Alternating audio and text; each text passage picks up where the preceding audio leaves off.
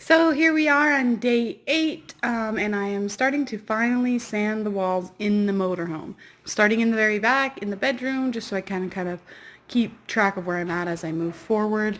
I only get to work on this maybe an hour a day, so that's why it's taking so long. Love you, babe. And I have a 1-year-old who requires a lot of attention, so usually it's at nap time. So I will continue updating you guys on our progress. Enjoy!